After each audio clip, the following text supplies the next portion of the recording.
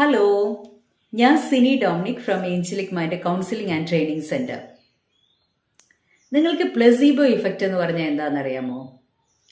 ഒരു രോഗിക്ക് തൻ്റെ ട്രീറ്റ്മെൻറ്റിൽ ഇനി പ്രത്യേകിച്ച് ഫലമൊന്നും ഇല്ല എന്നുണ്ടെങ്കിൽ പോലും ആ രോഗി തന്നെ ചികിത്സിക്കുന്ന ഡോക്ടറിലോ ട്രീറ്റ്മെൻറ്റിലോ ഒരു പ്രത്യേകമായിട്ടുള്ള ഒരു വിശ്വാസം കാണിക്കുകയാണെങ്കിൽ ഈവൻ ആ ഡോക്ടർ കൊടുക്കുന്ന ഷുഗർ പിൽസിലോ വിറ്റാമിൻ ടാബ്ലറ്റ്സിലോ ആ രോഗിക്ക് തൻ്റെ രോഗം സൗഖ്യമാകുന്നു അല്ലെങ്കിൽ ഭേദമാകുന്നു എന്ന് തോന്നുകയാണെങ്കിൽ അതാണ് പ്ലസീബോ ഇഫക്റ്റ്.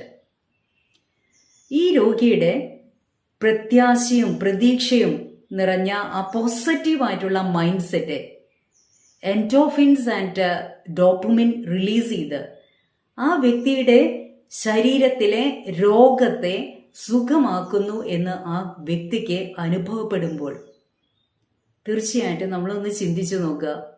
നമ്മുടെ ശരീരത്തിൻ്റെ ആരോഗ്യത്തെക്കാൾ നമ്മൾ നമ്മുടെ മനസ്സിൻ്റെ ആരോഗ്യത്തെ എത്രമാത്രം പ്രാധാന്യം കൊടുക്കണം.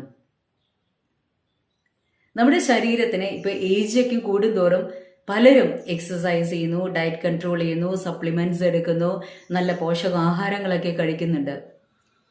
പക്ഷെ നമ്മൾ നമ്മുടെ മനസ്സിന്റെ ആരോഗ്യത്തിന് വേണ്ടിയിട്ട് നമ്മൾ എന്തെങ്കിലും സപ്ലിമെന്റ്സ് കൊടുക്കാറുണ്ടോ?